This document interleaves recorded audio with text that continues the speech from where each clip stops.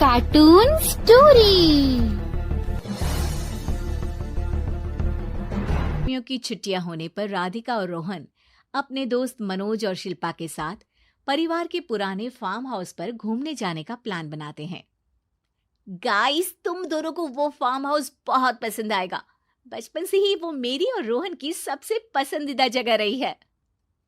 पर मैंने तो इतने सालों में तुम्हारे मुंह से कभी फार्म हाउस का नाम तक नहीं सुना। बचपन में फार्म हाउस जाते थे, लेकिन फिर अचानक सबने वहां जाना बंद कर दिया और वजह कभी किसी ने बताई नहीं। पर अब हम चारों मिलकर वहां धमाल करेंगे।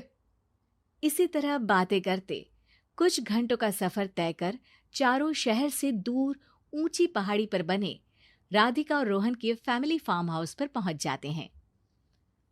वाह यार, ये तो बड़ा ही सुंदर है। पूरा घूमोगे तो और अच्छा लगेगा, लेकिन उससे पहले सब फ्रेशन अप हो जाओ, फिर साइट सीइंग के लिए जाएंगे। राधिका और रोहन अपने अपने कमरे में चले जाते हैं, लेकिन मनोज और शिल्पा घर में घूमने लगते हैं, जहां शिल्पा की टक्कर हॉल के बीचों बीच रखी एक पुरानी लकड़ी की कुर्सी से होती है। आह, लग गई रे माता। इस कुर्सी को बीच में किसने रखा हुआ है? अरे तेरे स्वागत के लिए भूत ने रखा होगा। ओए, तुझे बहुत हंसी आ रही है। जब खुद टकराएगा तो पता चलेगा। हाँ ठीक है, पर अभी तो इसे साइड में रख दे। शिल्पा कुर्सी को एक कोने में रख देती है और वो दोनों भी अपने कमरे में चले जाते हैं, जिसकी थोड़ी देर बाद चारों बाहर घूमने निकल जाते हैं। इसी तरह रात हो जाती है। फार्म हाउस में वापस आकर वे लोग सीधा सोने चले जाते हैं। आधी रात को मनोज की नींद खुलती है। बड़ी तेज प्यास लगी है, पानी साथ लेकर सोना चाहिए था। अब रसोई तक जाना पड़ेगा। मनोज आंखें मलते हुए कमरे से हॉल में आता है और अचानक रास्ते में रखी कुर्सी से टकराकर जमीन पर गिर जाता है। अरे मर गया रे दादा।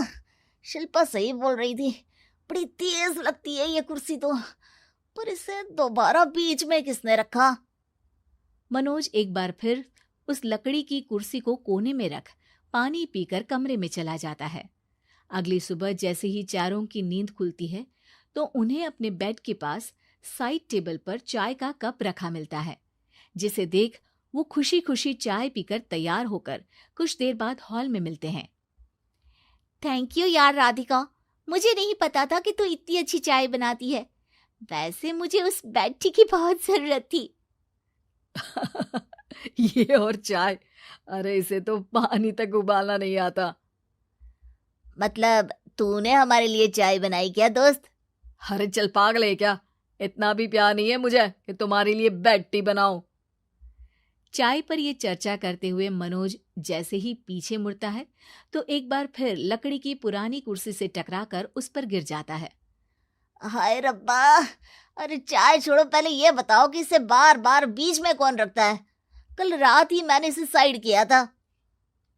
तुम पहले ये बताओ कि चाय किसने बनाई थी? सबकी बातों को कुछ देर ध्यान से सुनने के बाद राधिका हैरानी से कुर्सी की तरफ देखने लगती है। भूत दीदी। राधिका की बात सुन आपस में झगड़ रहे सारे दोस्त शांत हो जाते हैं। क्या बोला अभी तूने?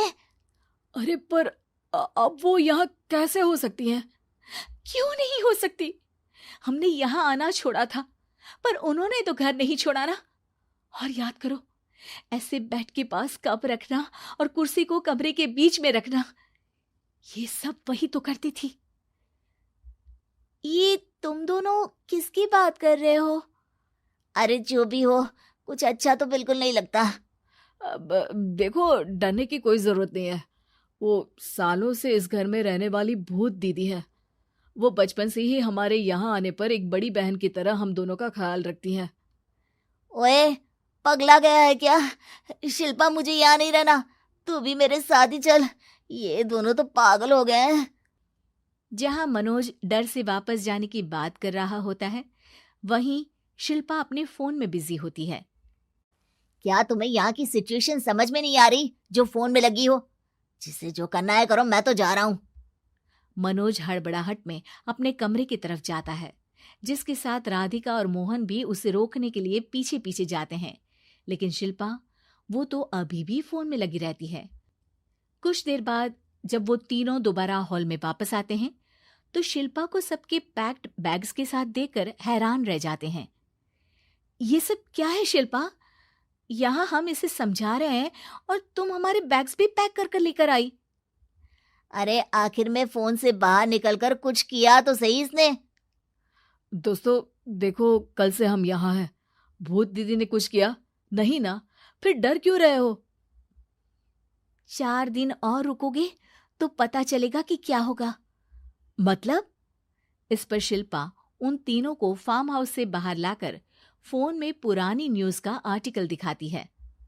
सालों पहले यहाँ रह रही औरत ने अपने दोनों बच्चों को सुबह सुबह दूध में जहर पिलाकर मार दिया और फिर हॉल में उस कुर्सी पर खड़े होकर खुद भी फांसी लगा ली थी। तुम्हारी बातों से मुझे इस केस की याद आ गई। गूगल किया तो पता चला कि ये वही फार्म हाउस है। अभी भी यहाँ रहना चाहते हो, जिससे कुछ दिनों में वो सबको थोड़ा थोड़ा जहर देकर मार दे? अरे पर ये दोनों तो बचपन से यहाँ आ रहे हैं, फिर इन्हें अभी तक कुछ क्यों नहीं हुआ? वो तो पापा बताते हैं कि हम आते थे। हाँ, और मुझे भी एक बार का ही याद है।